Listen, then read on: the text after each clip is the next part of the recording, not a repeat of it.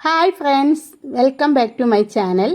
ഇന്ന് നമുക്ക് എളുപ്പത്തിലൊരു പത്തിരിയും ചിക്കൻ കറിയും ഉണ്ടാക്കുന്നത് എങ്ങനെയാണെന്ന് നോക്കാം. അതിനായി ഞാനൊരു പാത്രം അടുപ്പിലേക്ക് വെച്ച് കൊടുത്തിട്ടുണ്ട്. ഇതിലേക്ക് 3 ഗ്ലാസ് വെള്ളം ഒഴിച്ച് കൊടുക്കാം. പിന്നെ ആവശ്യത്തിന് ഉപ്പും 1 ടേബിൾ സ്പൂൺ ഓയിലും ഒഴിച്ച് കൊടുക്കുന്നുണ്ട്. വെള്ളം ഒന്ന് തിളച്ച് വരട്ടെ കേട്ടോ.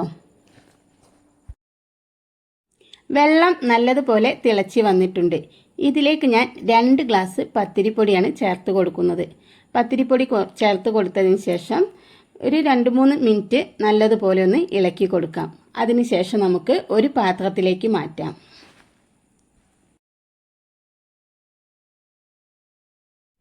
ഇനി ഈ മാവ് നല്ല ചൂടോട് കൂടി തന്നെ ഒന്ന് കുഴച്ചെടുക്കണം. അതിനുശേഷം ഉരുളകളാക്കി എടുക്കാം.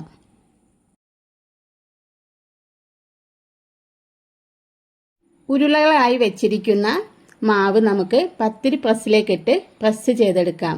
അതിനുശേഷം ഓരോന്നായി ചുട്ടെടുക്കാം.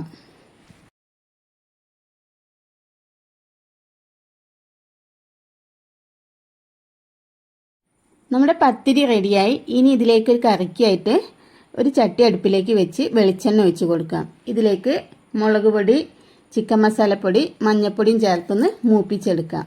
ഞാൻ നേരത്തെ കുക്കറിൽ സവാളയും തക്കാളിയും വേവിച്ച് വെച്ചിട്ടുണ്ടായിരുന്നു കേട്ടോ. ഉപ്പിട്ടിട്ട് അത് നമുക്ക് ഇതിലേക്ക് ഒഴിച്ച് കൊടുക്കാം.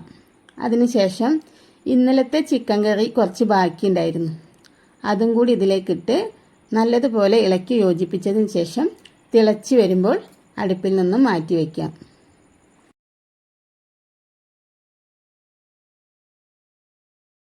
അപ്പോൾ നമ്മുടെ ചിക്കൻ കറിയും പത്തിരിയും റെഡിയായിട്ടുണ്ട്.